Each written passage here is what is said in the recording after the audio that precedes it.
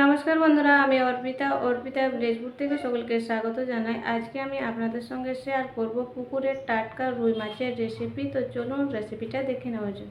আজকে রান্না করব পুকুরের টাটকা রুই মাছ। এখানে রুই মাছ নিয়েছি, দেখুন একটু বড় সাইজের। মাছটাকে আমি এবারে ধুয়ে কেটে পরিষ্কার করে নিয়ে আসছি। মাছটাকে ধুয়ে কেটে পরিষ্কার করে নিয়ে চলে এসেছি। এবারে মাছের মধ্যে নুন হলুদ মেখে নেব।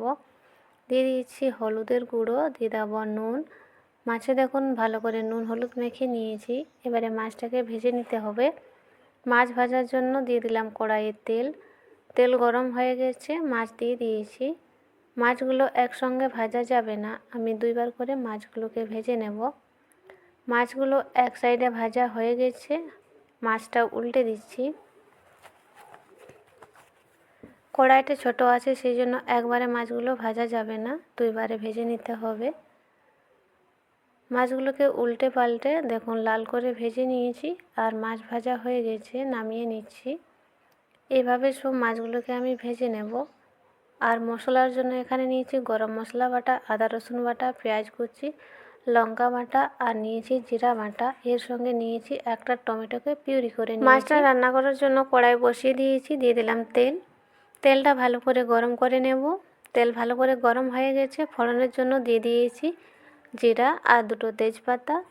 জিরাটা ভালোভাবে ভাজা হয়ে গেছে, এবারে আমি দিয়ে দিচ্ছি পেঁয়াজ কুচি। পেঁয়াজটাকেও লালচে করে ভেজে নেব।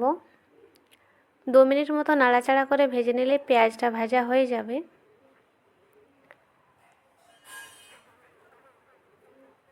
দেখুন পেঁয়াজটাও ভাজা হয়ে গেছে, এবারে আমি দিয়ে দেবো টমেটো পিউরি। টমেটো পিউরি দিয়ে দিয়েছি। এখানে আমি টমেটোটাকে পিউরি করে নিয়েছিলাম, আপনারা চাইলে টমেটোটা কেটেও দিয়ে দিতে পারেন নিজের পছন্দ মতো। দিয়ে দেবো স্বাদ মতো নুন। নেড়ে চেড়ে নুনটা মিশিয়ে নেব। দিয়ে দিলাম আদা রসুন বাটা। এর সঙ্গে আমি দিয়ে দেব লাল লঙ্কার বাটা। সব মশলাগুলো আমি একসঙ্গে দেব না, একের পর এক দেব, আর মশলাটাকে কষিয়ে নেব। 1 চামচ দিয়ে দেব ধনের গুঁড়ো, আর 1 চামচ দিয়ে দিচ্ছি হলুদ গুঁড়ো। জিরেটা আমি বেটে নিয়েছিলাম, সেই জন্য জিরের গুঁড়ো দিইনি। মশলাগুলোকে নাড়াচাড়া করে নিয়েছি, এবারে দিয়ে দিচ্ছি জিরে বাটা।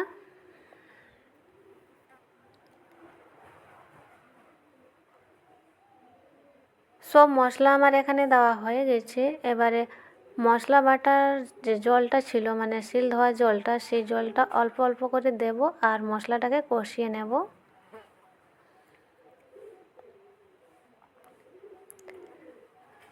মশলাটা কষানো হয়ে গেছে, শিল ধোয়ার জলটা দিয়ে দিয়েছি।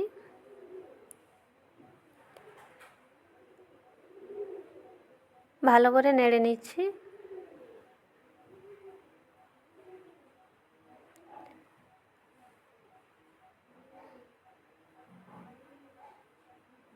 এবারে দিয়ে দেব কাশ্মীরি রেড চিলি পাউডার, কালারের জন্য। আপনারা চাইলে এটা নাও দিতে পারেন।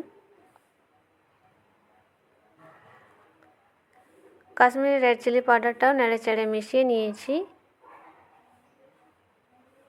এবারে দিয়ে দেবো জল। পরিমাণ মতো জল দিয়ে দিয়েছি, আর জল দেব না, আমি রান্নাটা একটু মাখামাখাই করব। আপনারা যদি একটু ঝোল ঝোল করতে চান তাহলে জলের পরিমাণটা একটু বাড়িয়ে দেবেন। এবারে ভালো করে ফুটতে দেব। আর দেখুন ভালোভাবে ফুটে উঠে গেছে। ভেজে রাখা মাছগুলো দিয়ে দেব। সব মাছগুলো দিয়ে দিচ্ছি।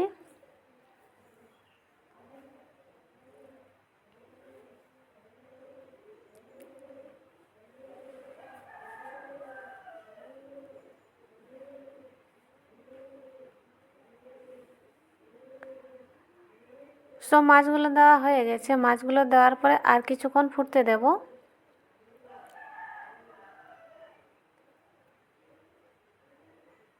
মাছটা ভালোভাবে ফুটে উঠে গেছে, দিয়ে দিচ্ছি গরম মশলা বাটা, দিয়ে দেবো ধনেপাতা কুচি,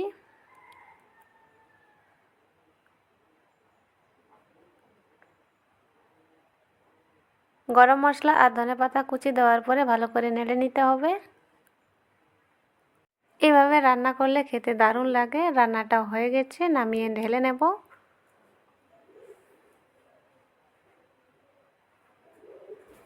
বন্ধুরা, টাটকা রুই মাছ এভাবে রান্না করে খেলে গরম ভাতের সঙ্গে দারুণ লাগে।